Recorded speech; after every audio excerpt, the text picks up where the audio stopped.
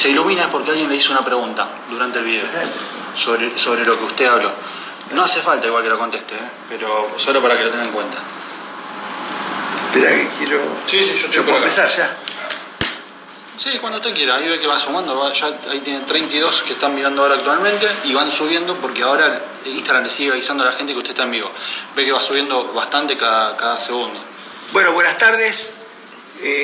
Disculpen la demora, pero la verdad que el tránsito en Rosario es bastante complicado. Estamos con una situación un poco ventajosa y la gente está saliendo bastante.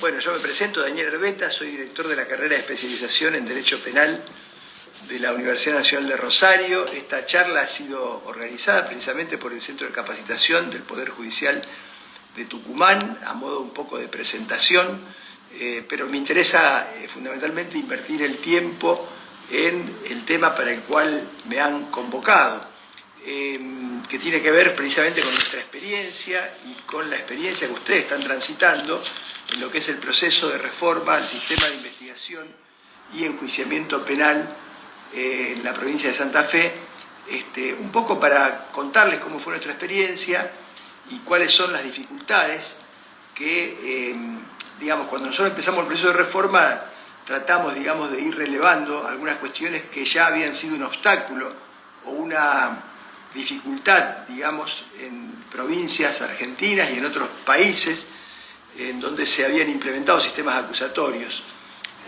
Obviamente cada región tiene su particularidad, de modo que nuestra experiencia creo que les puede servir a ustedes mucho para también ir previendo algunos de los problemas que van a tener que gestionar a los efectos de alcanzar los objetivos que obviamente se proponen con una reforma del paso de un sistema mixto como el que tenía Tucumán a un sistema acusatorio. Les comento simplemente que nuestra carrera obviamente es una carrera de especialización en Derecho Penal que también abarca la problemática procesal y fundamentalmente los problemas que tienen que ver hoy con las nuevas formas y modos de litigación. Precisamente como especialización apunta a generar herramientas que permitan profundizar los conocimientos, pero también entrenar en el ejercicio de una competencia profesional, fundamentalmente para quienes integran en este caso el sistema o trabajan como operadores del sistema de justicia penal, defensores, fiscales, jueces. Una carrera con una larga trayectoria. Cuando yo la pensé y se inició, creía que íbamos a tener una o dos cohortes, fue lo más limitado el penal, una ciudad como Rosario, muy cerca de Buenos Aires, Santa Fe tenía su posgrado. Bueno, llevamos 21 años ininterrumpidos, el posgrado se ha consolidado fuertemente y verdaderamente estamos bastante orgullosos de eso y hacemos un esfuerzo muy grande porque tratamos de garantizar mucha calidad.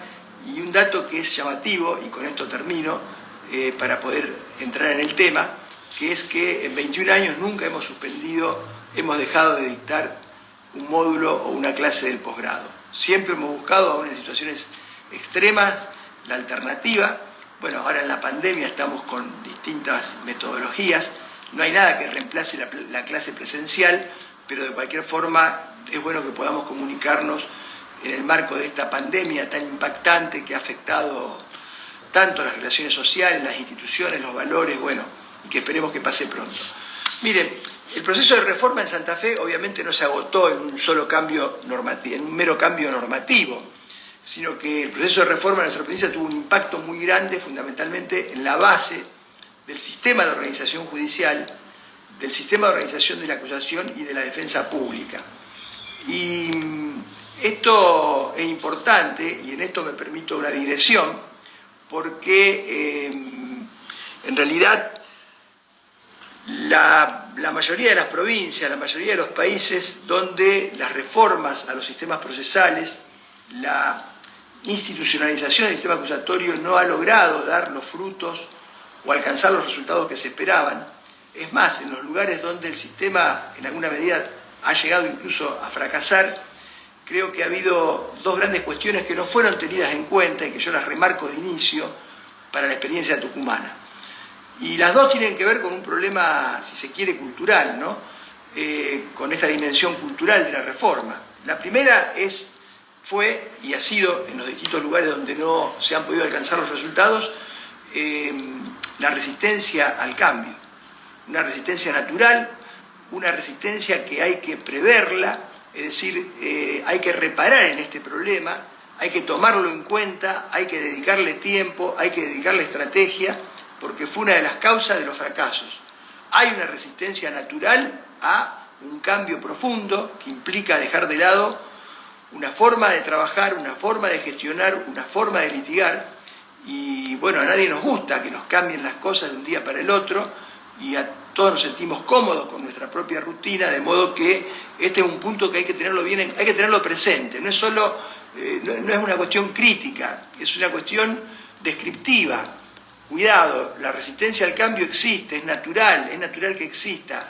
Hay que asumirla, hay que incorporarla a la estrategia de implementación, hay que incorporarla para poder disponer, digamos, los elementos, los mecanismos y los caminos que permitan en alguna medida reducirla en su máxima consideración. Y en este tema obviamente la capacitación ocupa un lugar central. En los países donde también los sistemas acusatorios no fracasaron, obviamente se invirtió muy poco en tiempo, se invirtió muy poco en materia de tiempo, digamos, dedicada a la capacitación. La capacitación debe ser permanente porque estas reformas obviamente nos enfrentan a problemas que tenemos que gestionar, que tenemos que resolver, problemas que algunos ya son previsibles, otros problemas que eventualmente les van a surgir propios de las particularidades de cada región y de las particularidades y la idiosincrasia, digamos, de cada estructura o de cada sistema o poder judicial, de modo que la capacitación es muy importante y es importante obviamente que la capacitación la proporcionen aquellos que no solo tienen reconocimiento y trayectoria, sino que tienen experiencia, digamos, en la materia. 2 o 3 aclaraciones rápidamente de qué pasó en Santa Fe. Miren, en la provincia de Santa Fe hay 2 o 3 aclaraciones que son válidas para que ustedes se ubiquen un poco en la dimensión del cambio. Santa Fe tenía un sistema mixto, en realidad más inquisitivo que mixto, totalmente escrito, un sistema de expediente escrito, tanto en la instrucción como en la etapa de juicio. Juzgados correccionales que hacían la instrucción y el plenario, juzgados de instrucción para la instrucción, para la investigación preliminar, juzgado de sentencia para la sentencia, toda la materia recursiva también era escrita, o sea, era un sistema netamente basado, tenía como eje central el expediente, un sistema colonial, prácticamente heredado de la colonia, como el sistema civil, el sistema comercial, que siguen trabajando con la estructura del juzgado feudo, con la estructura del expediente como centralidad, o sea, con el esquema de 1820, 1830. Si uno mira un expediente de esa época se va a dar cuenta que no hay mucha diferencia. Esta es la primera cuestión. Nosotros pasamos de ese sistema a un sistema acusatorio puro de un día para el otro, sin ninguna intermediación. Un día se resolvió, se aplica el código nuevo, de acá para adelante, en todo el territorio provincial. Está bien, arrancamos con carga cero, todas las causas anteriores quedan en un paraguas, un sistema de conclusión de causas con ciertas particularidades o características, pero arrancamos con carga cero en toda la provincia de Santa Fe. Y acá viene la tercera aclaración. En la provincia de Santa Fe hay una ciudad que se llama Rosario, y Rosario concentra entre el 63, Rosario, no la región Rosario, sino la ciudad de Rosario, el distrito, concentra entre 63 y 65% del total de los casos penales de la provincia de Santa Fe. Si a esto le sumamos que la región Rosario tiene distritos como San Lorenzo tiene una dimensión en cantidad, en carga de trabajo superior a la de Rafaela o a la de Reconquista. San Lorenzo, Villa Constitución, Cañada de Gómez, son distritos, Casilda, son distritos de la región Rosario, pero por caso, para que ustedes tengan en cuenta un poco la escala de Rosario, tomo la ciudad de Rosario exclusivamente, y hago esta aclaración porque Rosario, en el año 2014 que se implementó el sistema, Rosario tuvo 255 homicidios dolosos. Fue la ciudad con mayor cantidad de homicidios dolosos en términos absolutos y en términos relativos de toda la República Argentina, incluida cualquier zona del conurbano bonaerense. Hoy, en el año 2019, para poner una referencia más cercana, hemos bajado, afortunadamente, pero seguimos estando con una tasa de homicidios que es probablemente una de las más altas de la República Argentina, 168 homicidios dolosos hubo en ciudad, solamente en Ciudad de Rosario, y tuvimos en el año 2019 un ingreso de 127.000 denuncias, legajos, que ingresaron al MPA solo en la ciudad de Rosario. Esto muestra la escala de la que estamos hablando. Una ciudad, no cuento los otros distritos, no cuento la región Rosario, sino solo la ciudad, el distrito de Rosario, donde en el año 2019 se llevaron a cabo 11.725 audiencias públicas y orales. 350 audiencias de esas audiencias fueron preliminares, 107 fueron de juicio oral, hubo 1.180 abreviados. Obviamente tanto en los juicios orales como en los abreviados la resolución de casos fue mayor, porque hay casos con muchos o con más de un imputado, y en el Colegio de Jueces de Segunda Instancia hubo 1.262 audiencias en el año 2019, de las cuales 396 fueron apelaciones de sentencia. Esto muestra la escala de Rosario, y esto muestra que si el sistema acusatorio funciona bien en Rosario, bueno, no hay muchas excusas para poner en otros lugares del país. ¿Funciona bien?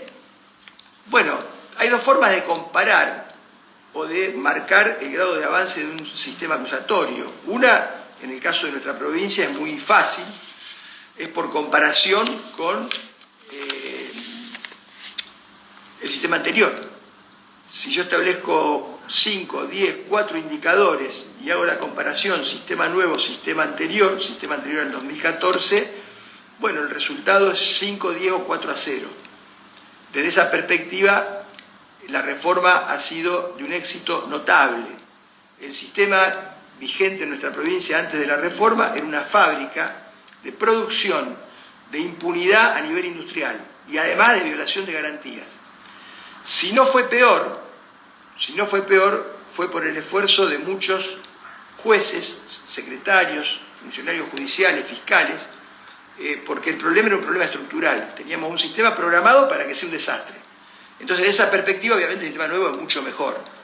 Ahora, esa no es la forma de medir un sistema. La forma de medirla es diciendo cuáles son los objetivos políticos, institucionales que persigo con la reforma, cuáles son los indicadores para medir el grado de avance sobre esos objetivos. Y entonces ahí sí voy a tener alguna perspectiva mucho más clara.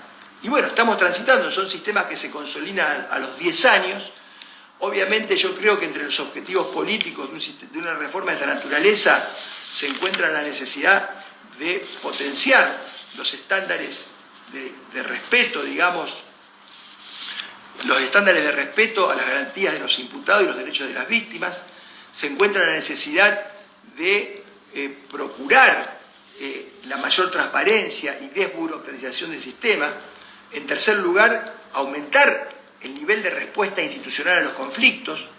Cuando no hay respuesta institucional también hay una forma de impunidad velada. La impunidad no es solo no castigar a un culpable, es también no dar respuesta a un conflicto. Hay que aumentar los niveles de respuesta, ya sea por vía de las salidas alternativas, por vía de las distintas descargas, por vía de la desestimación del archivo de una denuncia, de un sobreseimiento, o bien de una probation, o bien de un abreviado, o el juicio, pero hay que aumentar los niveles de respuesta. Y en cuarto y quinto lugar, creo que son dos objetivos de cualquier proceso de reforma: romper primero o reducir al máximo, en la medida de lo posible, la selectividad estructural de los sistemas penales, dejar de seguir haciendo siempre lo mismo. No solo se puede trabajar con la flagrancia, no solo se puede trabajar con el delito violento, hay que trabajar también con otros delitos graves, y en Rosario los ha habido y muchos, y los sigue habiendo, incluso delitos patrimoniales, delitos económicos de alta complejidad y de tremendo impacto en su dañosidad social. Y en quinto lugar, hay que tratar de reducir el abuso de la prisión preventiva. Es decir, estos son los objetivos institucionales de un proceso de reforma. ¿Lo hemos logrado o no lo hemos logrado? Bueno, estamos en ese tránsito. Hemos conseguido muchas cosas y estamos lejos, o por lo menos tenemos que modificar o hacer muchas más cosas. ¿Qué hemos conseguido? Bueno, hemos conseguido dar un salto de calidad, transparencia y publicidad. Sistema de audiencias públicas y orales en todas las etapas del proceso, desde la audiencia imputativa hasta el final. No hay más expediente escrito. Los fiscales llevan su legajo como su abogado tiene su carpeta en su estudio.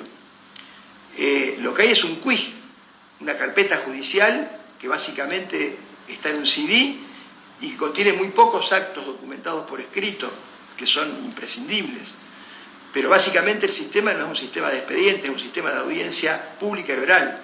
Audiencia imputativa, cautelar, querellante, oportunidad, probation, preliminar obviamente, una de las audiencias más importantes, juicio, audiencia de ejecución penal, permanentemente se hacen audiencias de ejecución penal, son todas audiencias públicas y orales. Hemos dado un salto de calidad, hemos roto con uno de los problemas más graves de la independencia judicial, que es la lesión a la independencia interna por vía de la delegación funcional. Ya no hay posibilidad de que haya delegación funcional en un relator, en un secretario, que un juez de instrucción le haga hacer un auto o un requerimiento de elevación, un fiscal, a un empleado.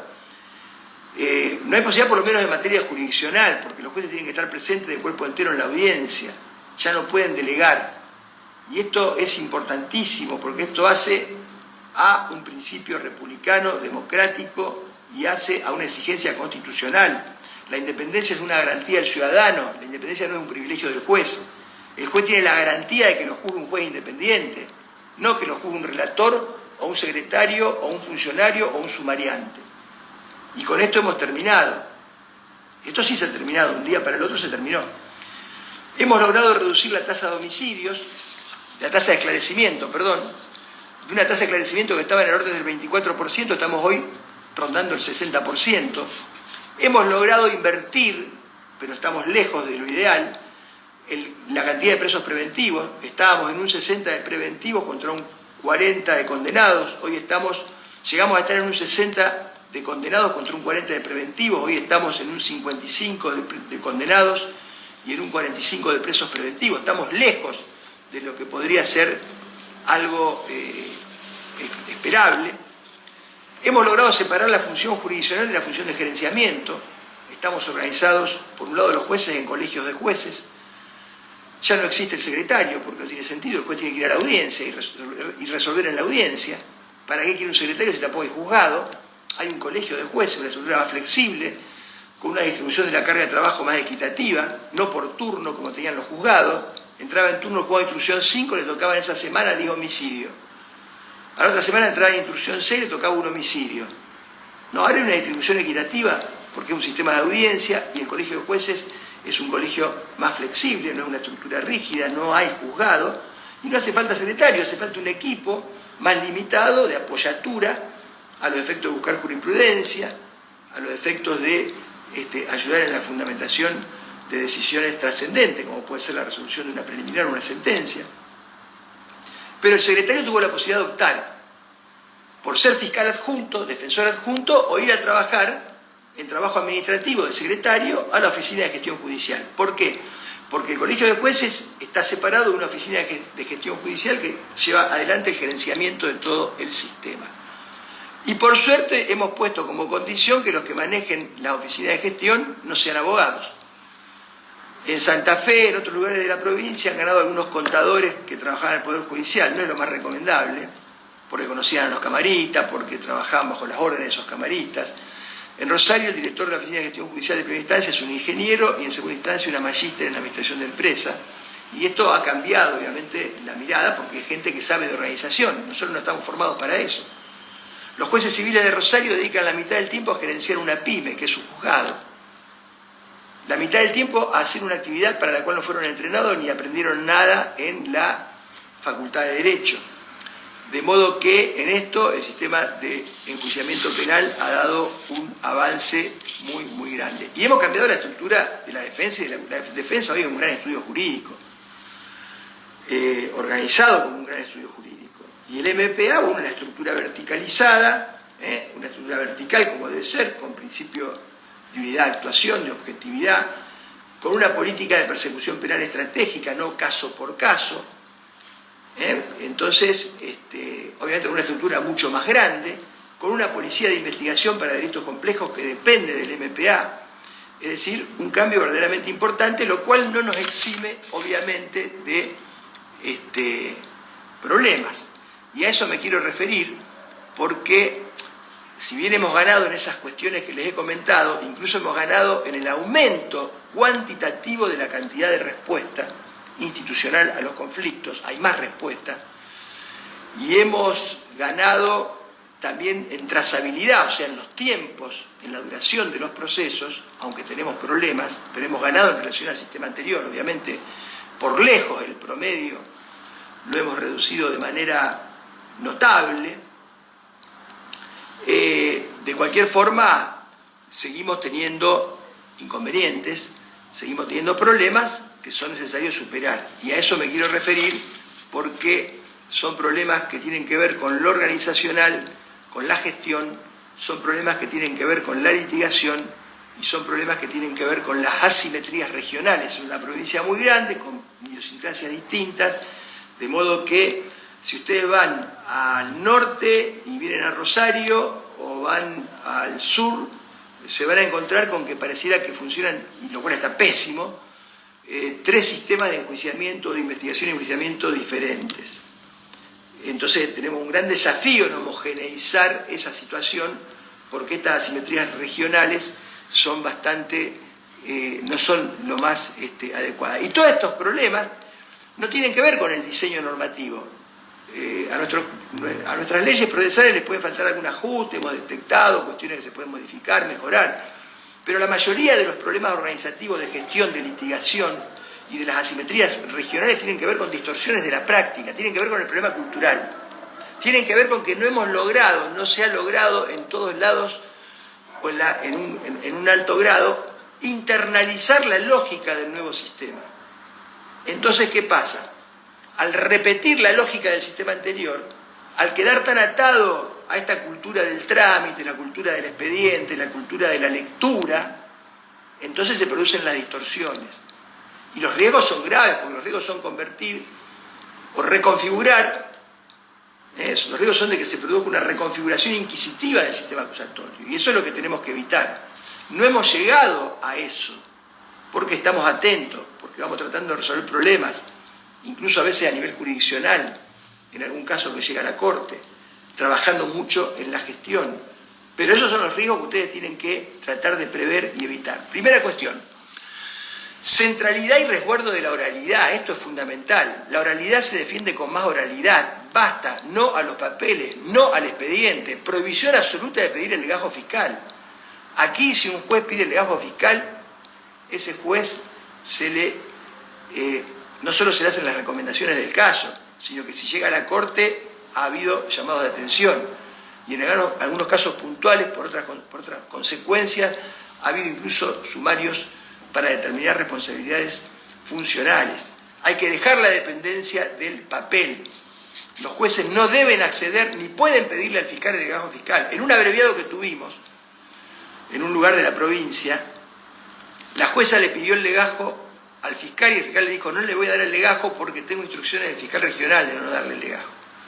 Le pidió el legajo al defensor, el defensor le dijo: sí, doctor, no tengo ningún problema, acá le dejo el legajo. Le dijo: bueno, denme el acuerdo y denme el legajo. Con el acuerdo y el legajo dijo: bueno, paso a cuarto intermedio, me voy a mi casa, voy a resolver. O sea, hizo lo que hace un juez en un sistema escrito. Se llevó los papeles para resolver en la casa. Cuando volvió, resolvió una absolución que no correspondía, porque se aprobaba el abreviado y se condenaba y se fundamentaba la condena o se rechazaba. No, absolvió. ¿Y por qué absolvió? Porque decía que no estaba aprobada la aptitud del arma. ¿Y por qué decía eso? Porque en la copia que tenía el defensor del legajo fiscal le faltaban 3 hojas. Y entre esas hojas estaba la pericia sobre la aptitud del arma. Si se hubiera quedado en la audiencia oral, hubiera pedido al fiscal que le diga cuáles son las evidencias que tiene para tener por acreditado el hecho y la certeza del hecho y la responsabilidad, que el defensor le diga que controló esas evidencias y que la conformidad de su defendido es genuino, ella hubiera podido resolver correctamente y fundamentar su sentencia de manera correcta. En la misma audiencia y de manera oral. Pero no, hizo la del expediente, la de la lógica anterior. Se fue a la casa a resolver por escrito y terminó en un desastre.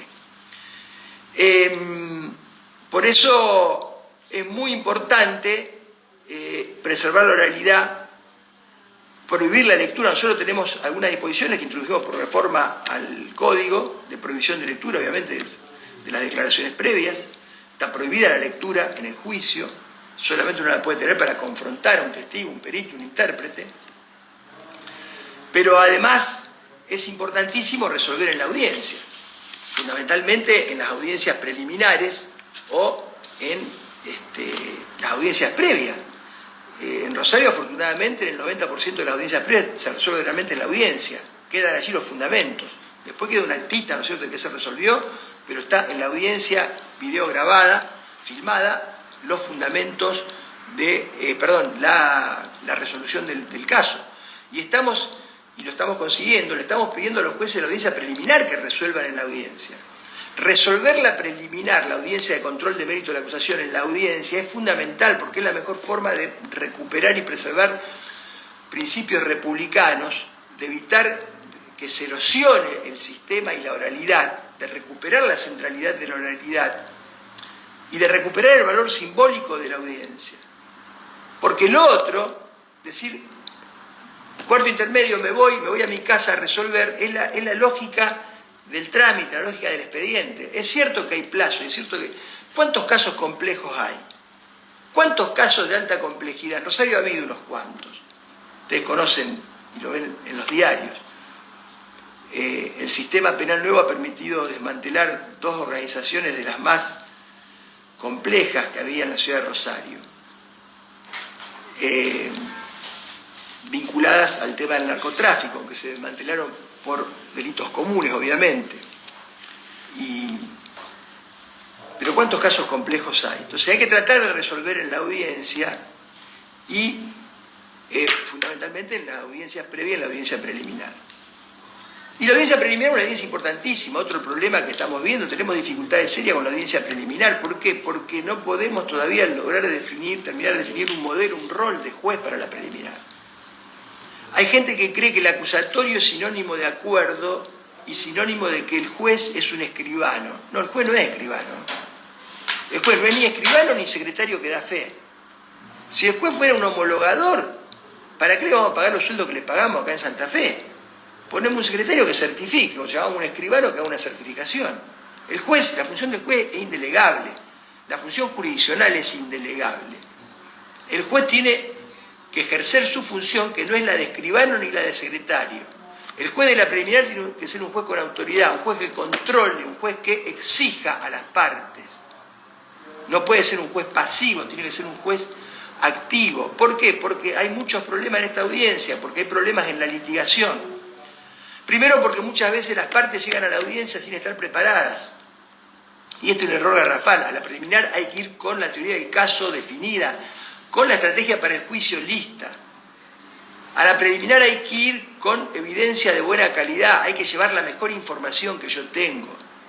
Porque hay que lograr que llegue al juicio la mejor información para que la decisión sea de buena calidad. Si al juicio llega información pobre, información sucia, la decisión obviamente no va a ser de buena calidad. Entonces las partes por un lado tienen que ir bien preparadas, tienen que conocer bien su teoría del caso, tienen que tener el caso preparado. Y el juez tiene que ser un juez exigente. No puede ser que en función de este criterio de amplitud probatoria propio del derecho continental europeo, mecánicamente se ofrezcan 50 testigos y el juez admita 50 testigos. Estamos locos. La parte me tiene que explicar por qué hay que admitir ese testigo, por qué lo ofrece y para qué lo ofrece. Tiene que fundar la admisibilidad de la prueba que ofrece, y lo mismo con un perito. He visto casos donde viven ofreciendo un perito criminalístico para una reconstrucción integral, cuando tienen un montón de evidencia de calidad que da por acreditado el hecho. ¿Cuál es la necesidad de ese perito? Es decir, la preliminar es una audiencia importante porque no solo es una audiencia que controla el mérito de la acusación, controla si hay evidencia suficiente para respaldar la acusación, eventualmente en esa audiencia puede darse alguna derivación, como una probation, o puede demostrarse que no hay prueba suficiente para ir a juicio, o darse un supuesto de sobreseguimiento, pero básicamente es una audiencia filtro para que el caso llegue al juicio lo más limpio posible. Por eso también en la preliminar hay que resolver todas las nulidades. Acá los camaristas, hubo un fallo de la Corte que motivó una reforma procesal, afortunadamente, porque los camaristas, cuando se les planteaba la nulidad de una prueba, decían, no le concedo, esto no es apelable, le inadmito el recurso de apelación porque no hay agravio, porque después usted lo puede volver a plantear ante el tribunal de juicio. Entonces llega, primero, una prueba sucia que contamina el juicio y que además compromete la imparcialidad de los tribunales de juicio. Porque después lo puedo recusar al juez que me estuvo valorando la ilegalidad o no de esa prueba. Entonces, las nulidades hay que agotarlas en la audiencia preliminar. Esto es muy importante y la prueba que está admitida pasa al juicio y la que no está admitida habrá que agotar la vía recursiva, nuestro sistema recursivo muy simple, apelación y eventualmente recurso de la Corte. Hay que agotar la vía recursiva para que llegue lo más limpio posible la información al juicio. Obviamente que muchas veces las partes no van preparadas porque hay problemas organizacionales. Si yo tengo una audiencia preliminar y imponen la audiencia de juicio a los 8 meses, que es uno de los problemas que tenemos, entonces las cosas se complican.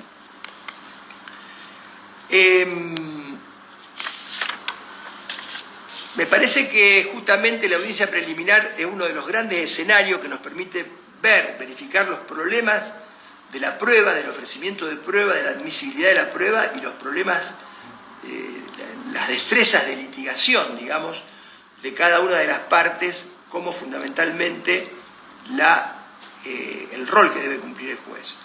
No se puede ofrecer, obviamente, como prueba el legajo fiscal, terminantemente prohibido, y hay toda una discusión en orden a la prueba documental o material, y tenemos una prohibición, obviamente, de lectura de todo lo que sea acta. Si yo ofrezco acta como prueba es para leerla, entonces estamos distorsionando el juicio. Otro problema tiene que ver con los abreviados. Cuidado con el abreviado, estoy mirando la obra, cuidado con el abreviado, porque el abreviado importa la aplicación de una pena sin juicio, de modo que las exigencias para un abreviado son superlativas. ¿Qué significa esto? Que hay otra confusión que hemos notado en muchos operadores de que piensan de que el principio acusatorio es un supraprincipio constitucional. No, el acusatorio es un principio constitucional como también lo es la legalidad y la culpabilidad y el debido proceso. De modo que no hay un supraprincipio acusatorio. Ni tampoco es correcto sostener que el acusatorio es sinónimo de, por vía de que se procura una suerte de solución del conflicto a través de los procesos acusatorios y como función, digamos, del sistema penal, si es que esto es posible a través del sistema penal, pareciera que el acusatorio es sinónimo de acuerdo y que el acuerdo sería algo así también como un supraprincipio, o sea, una suerte de autonomía de la voluntad. Autonomía de la voluntad que es una característica propia del derecho privado y que tiene limitaciones tremendas por razones de orden público en el derecho privado. Bueno, la autonomía de la voluntad en materia penal no rige. Los acuerdos son válidos en la medida que no esté comprometido, porque la pena es la pena pública y está comprometido el interés en la persecución penal, en la no impunidad y el interés en el respeto a la garantía del imputado. Entonces, el acuerdo es válido en la medida en que esté dentro de la legalidad y la razonabilidad. Yo puedo hacer un acuerdo perforando el mínimo de una escala penal, en la medida en que justifique que esa perforación del mínimo, en el caso concreto, responde a la necesidad de preservar un principio constitucional, porque el mínimo del abigeato, cuando una persona, madre de 7 hijos, que trabaja en un campo, corta un alambrado, se roba una vaca para darle de comer a esos 7 hijos, el mínimo está en 4 años, esa persona queda presa. Entonces esa irracionalidad propia de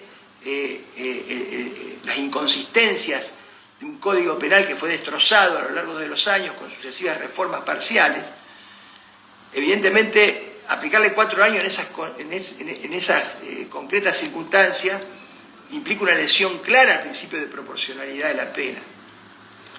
De modo que yo puedo justificar si hay un principio, pero no puedo después acordar lo que yo quiero.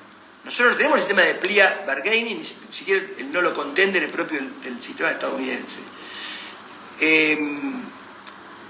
La sentencia del abreviado es una sentencia condenatoria, y en nuestro derecho una sentencia condenatoria debe basarse en que estén acreditados con certeza los hechos de la responsabilidad penal, y la sentencia tiene que estar motivada. La sentencia de un abreviado es la misma que la de un juicio oral. Lo que cambia es que en un caso hubo juicio, contradicción, debate, y en el otro hubo acuerdo. Un buen abreviado, un abreviado bien hecho, obviamente que es de mucha mejor calidad que los juicios escritos que teníamos nosotros. Pero ¿cómo se hace un buen abreviado? Un buen abreviado se hace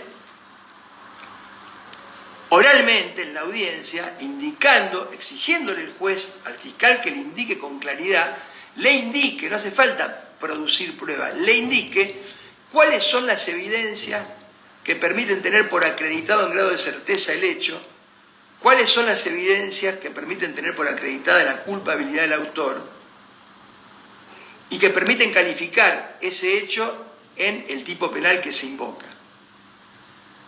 Le exige al defensor si controló esas evidencias y si la conformidad de su imputado es genuina. Y si esto se hace así, el juez entonces debe dictar sentencia en la misma audiencia y debe motivar la sentencia indicando esas evidencias que ha relacionado el fiscal. No trajo al testigo, las indicó y el defensor dijo sí, las controlé y con esta evidencia no hay ninguna duda de que el hecho está probado y que la culpabilidad del autor existe. Obviamente que el defensor procurará alguna ventaja, porque si le está al Estado favoreciendo, facilitando la resolución de un caso, evitando un juicio, tendrá un margen de negociación como para que dentro de la escala penal pueda obtener alguna posibilidad o alguna ventaja comparativa. Pero el modelo republicano de abreviado es un modelo de garantías y por lo tanto exige que el juez controle. El juez no es escribano, no homologa acuerdos.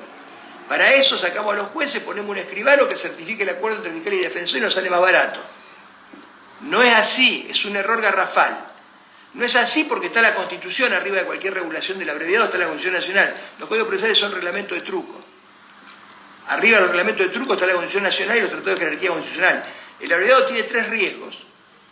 Que las partes se burocraticen y para no ir a juicio, terminen, cuando están por llegar al juicio, arreglando cualquier cosa.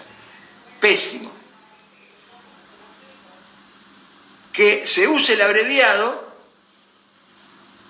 aprovechando la situación de detención o de prisión preventiva de un modo extorsivo para evitar el juicio. Pésimo. Allí fuertemente tiene que estar la labor de la defensa. El problema no son los abreviados, el problema son la defensa, el fiscal y los jueces. Y el tercer riesgo de los abreviados es que se termine generando una situación de impunidad. En la causa de los monos, por hechos que tenían, en algunos casos, pena perpetua, se llegó a un abreviado de 7 años. Obviamente la Corte lo anuló. Lo anularon los jueces, que lo controlaron correctamente, y lo confirmó la Cámara y la Corte. De modo que la función de control del juez es una función indelegable y el juez en el abreviado no puede convertirse en un escribano. Además existe otro elemento, ¿no? Ojo con los abreviados para el MPA, porque si el MPA tiene un principio de unidad de actuación, tiene que tener algún criterio. Por eso es importante bajar instrucciones, es homogeneizar, no puede ser que cada fiscal haga lo que quiera. Y en el mismo caso parecido, un fiscal arregle esto o arregle lo otro, totalmente diferente, porque esto va contra la obligación de objetividad y el principio de unidad de actuación del propio fiscal. Incluso es más, hay casos que si yo fuera fiscal nunca los llevaría a un abreviado, porque hay casos que por su naturaleza deben ventilarse en un juicio público, en un juicio oral. Yo no llevaría nunca la muerte de Kennedy a un abreviado, si fuera fiscal, porque ese caso tiene un impacto que necesita ser ventilado y discutido en un juicio oral para evitar cualquier duda y preservar el sistema. Nuestro Ministerio Público Fiscal incluso ha dado instrucciones en ese sentido. En determinados hechos no hay posibilidad de abreviar. Otro problema grave tiene que ver con la gestión de las audiencias. La gestión de audiencia, un problema de gerenciamiento, es un problema grave. A pesar de nuestras oficinas de gestión judicial, yo creo que tenemos que fortalecerla, que le falta un poco de gente. No tenemos desarrollado completamente un adecuado sistema informático, una autocrítica tremenda en ese sentido, pero hay muchas malas prácticas que hay que preservar. En primer lugar, la agenda de audiencia la lleva la oficina de gestión, nunca la pueden llevar los jueces. Y si el director de la oficina de gestión depende de los jueces se meten con la audiencia y con la agenda, estamos perdidos. En Rosario, afortunadamente, se agendan audiencias en horario matutino, vespertino, sábado, domingo y feriados.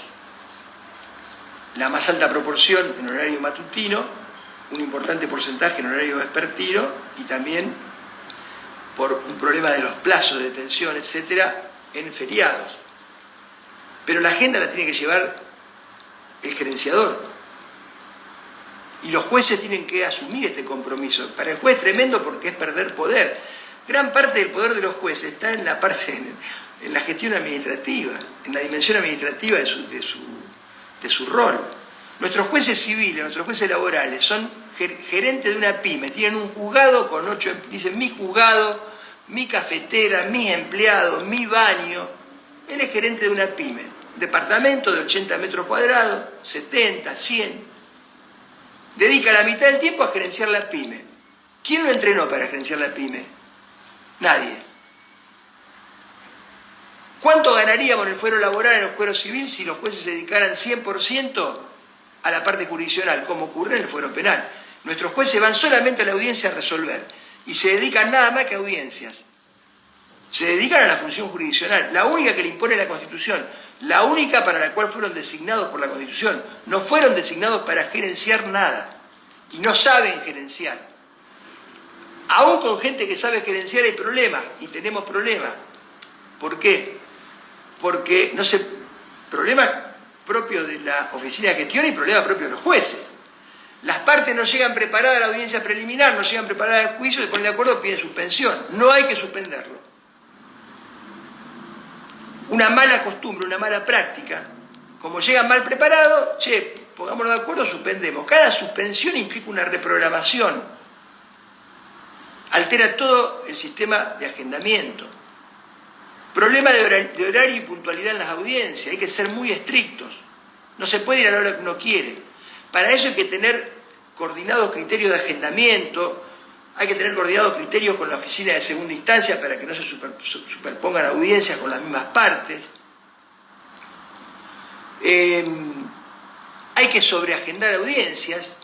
Hay que buscar un mecanismo de modo que, por ejemplo, yo agendo un juicio oral y alternativa a otros dos juicios, porque hay un porcentaje de juicios que se caen, ¿no? Porque se llega a un acuerdo por lo que sea. Entonces, no puedo desaprovechar eso. Para eso nosotros hemos logrado un acuerdo interinstitucional entre Ministerio Público, Defensa, Oficina de Gestión, Colegio de Jueces. Fiscales y defensores se han comprometido a tratar de no pedir postergaciones, se han comprometido a nombrar un fiscal y un defensor suplente, por si se enferma el titular, entonces pueda cubrir ese mismo juicio. Hay que tratar de ganar la experiencia, la oralidad. Cuando no hay hecho controvertido, una audiencia no puede durar indefinidamente.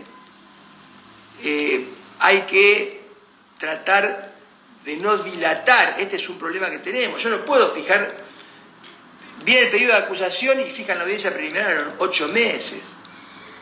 Viene la resolución de la preliminar y fijan la audiencia de juicio a los 8 meses. Eso está pésimo.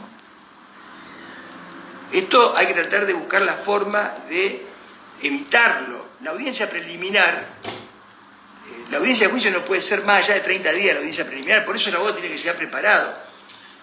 Esta es la experiencia incluso de los juicios por jurado y de los abogados de los juicios por jurado. Ya tienen el caso definido para ir a la audiencia preliminar y para ir a la audiencia de selección de jurado. Porque precisamente al tener el caso preparado van a saber cómo objetar jurado y cómo no.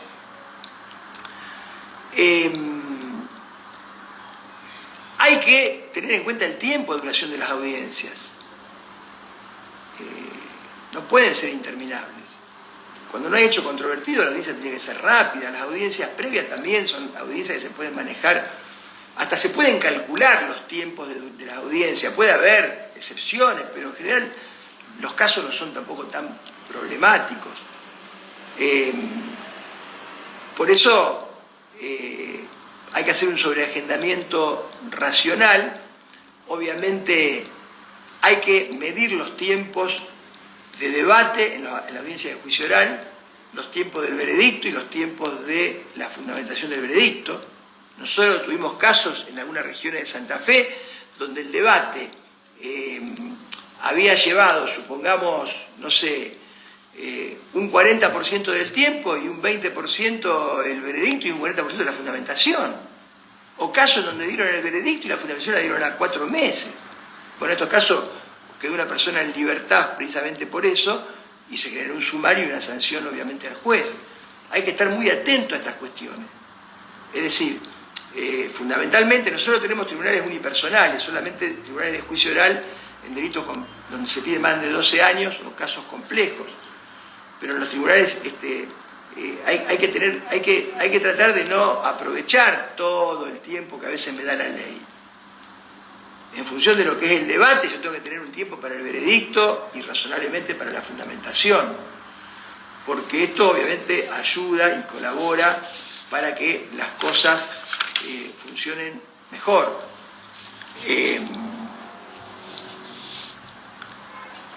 Bueno, y después hay que tener cuidado. El MPA plantea 1000 desafíos. El MPA, el Ministerio Público de la Acusación, además de su autonomía,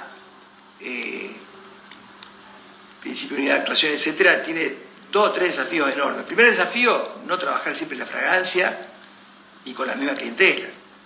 Los delitos complejos, los delitos económicos, los delitos que hacen romper la selectividad de un sistema son el gran desafío de esta reforma.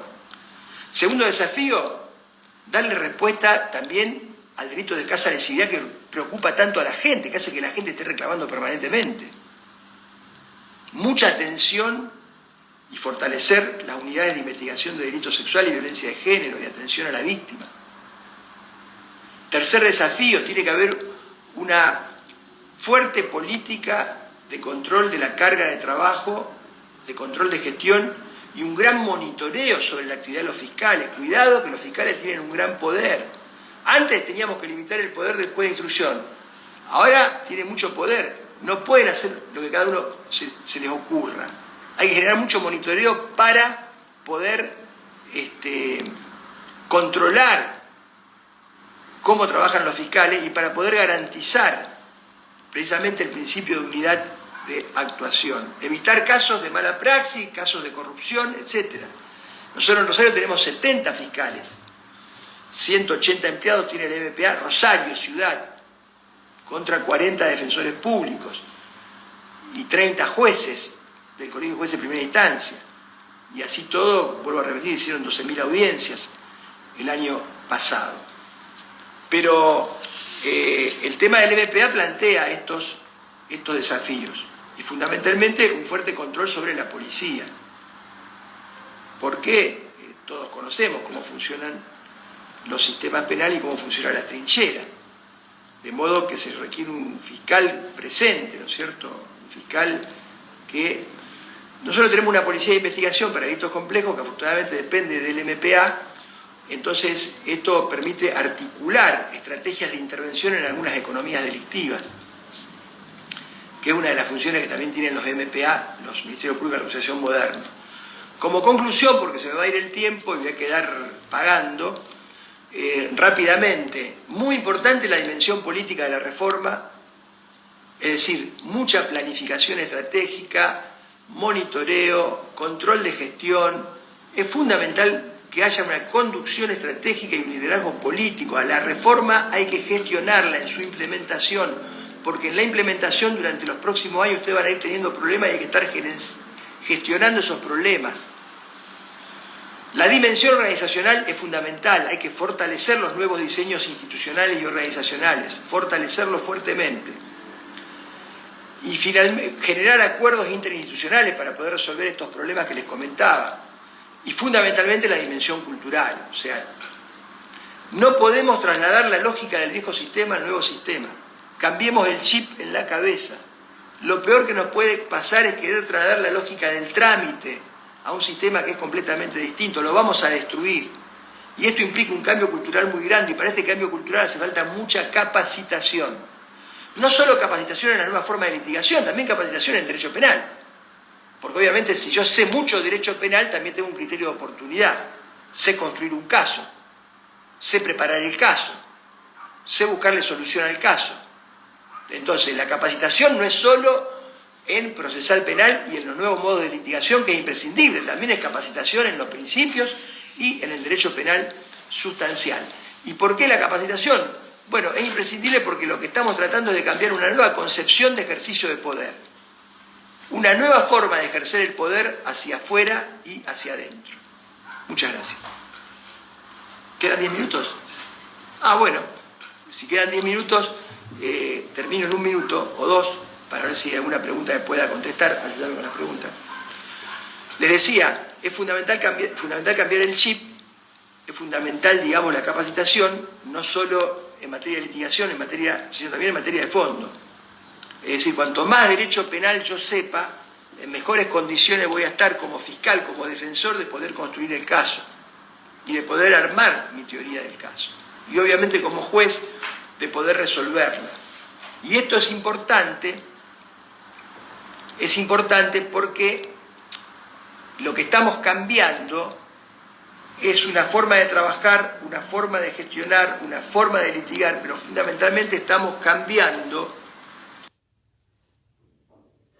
una forma de ejercer el poder. El poder judicial forma parte de la estructura de gobierno de la sociedad, es un poder político, gestiona conflictividad, y lo que estamos cambiando es una forma de gestionar esa conflictividad, una forma de ejercicio de poder hacia afuera y hacia adentro, y este cambio no es un problema técnico, no es un problema solamente procesal, es un problema esencialmente político, ideológico.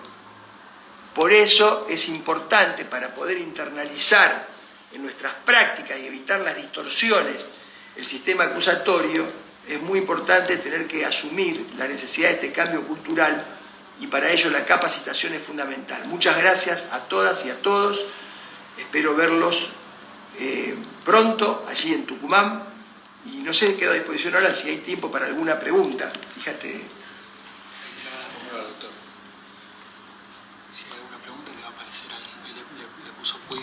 Ponete al lado y fíjate vos. No, acá todavía no le hicieron ninguna pregunta. Lo que van a hacer, lo que puso Guillermo Puig ahí, escribió para que si alguien tenga alguna pregunta se la escriba ahí mismo. Entonces si alguien le hace una pregunta se la va a escribir acá. ¿Cuánta gente hubo? 58. Promedio 60. Llegó hasta 70. Ahora vamos a ver si escribió. ¿Llegó hasta 70? Sí, 71 hubo en un momento. Ahora cuando termine el video le va a aparecer bien todos los que vieron. Muchas gracias.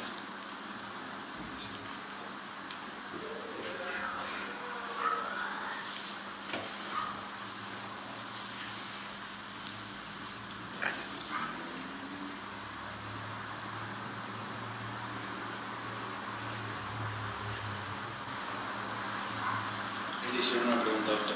¿Puedo contestar? Sí. Bueno, los criterios de oportunidad hay que usarlos. Hay que usarlos porque la experiencia nuestra fue que les costaba a las partes y a los jueces, digamos, empezar a manejar esta posibilidad de solución que dan los criterios de oportunidad. Sin ninguna duda que los criterios de oportunidad en delitos de menor lesividad son una herramienta fundamental. Son una alternativa válida. Estos sistemas básicamente son sistemas que están pensados para que vayan muy pocos casos a juicio oral. Es decir, son sistemas que están pensados para que justamente se usen los criterios de oportunidad, las salidas alternativas, la probation. Básicamente nosotros tenemos mediación, tenemos instancias, digamos, de derivación, y el proceso abreviado, con las advertencias que les hice, es obviamente fundamental. ¿Por qué? Porque son sistemas que están pensados justamente para que lleguen a juicio muy pocos casos.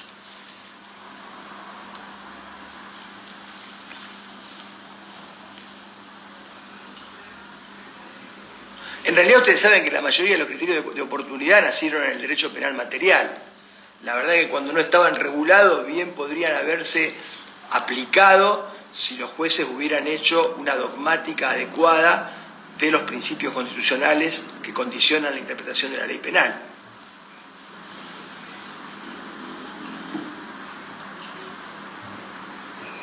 Como el caso de insignificancia o de pena natural, que son cuestiones que surgen de la propia ley material, de los principios constitucionales, del principio de lesividad, del principio de culpabilidad.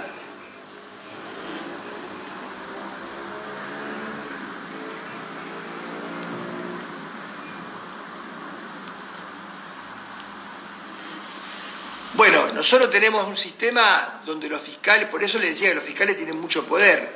Nosotros tenemos un sistema donde el primer control jurisdiccional se da en la audiencia imputativa y en la cautelar. Generalmente tratamos que imputativa y cautelar se hagan conjuntamente, precisamente para poder racionalizar aún más el sistema.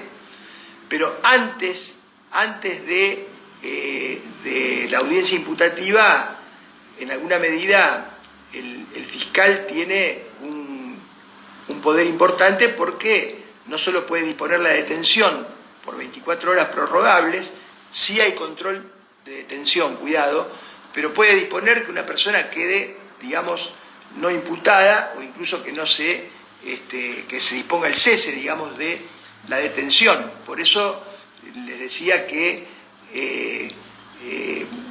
tiene que haber un control y monitoreo muy fuerte en la estructura vertical dentro del propio Ministerio Público de la Acusación.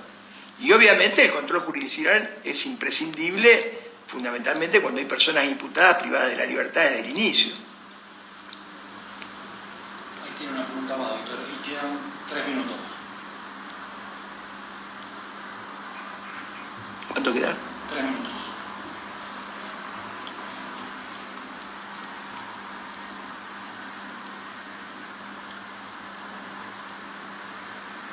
Bueno, en el caso de Tucumán, evidentemente se le está dando una disponibilidad importante al Ministerio Público Fiscal.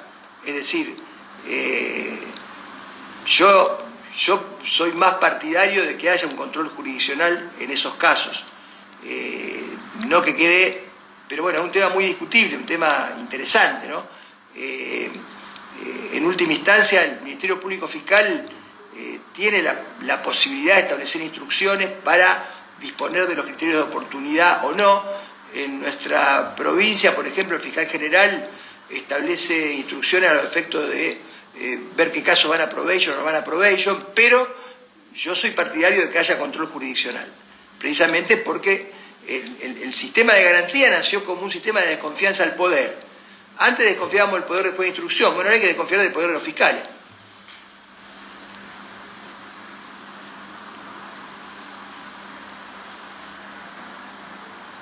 ¿Cuánto falta? Falta. Quedan 2 minutos. Si quiere puede ir cerrando porque si le hace una pregunta y la tiene que contestar. Mi correo electrónico es herbetadaniel@gmail.com. Lo piden cualquier cosa a las autoridades del Poder Judicial de Tucumán. Cualquier consulta que quieran hacer, porque cuando se vaya el tiempo, vinculado, digamos, a lo que es la implementación del nuevo sistema, yo se la voy a contestar sin ningún problema.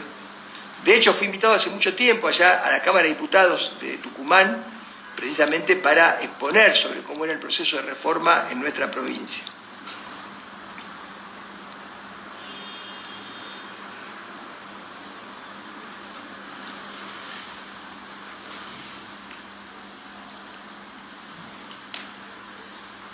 Si quiere, doctor, salúdelo y cortamos ahí.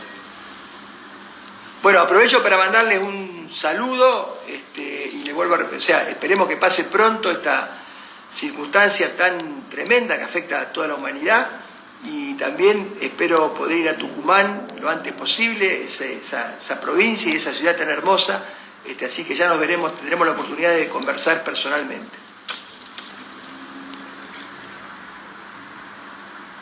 Ahí se va, dice que un juez...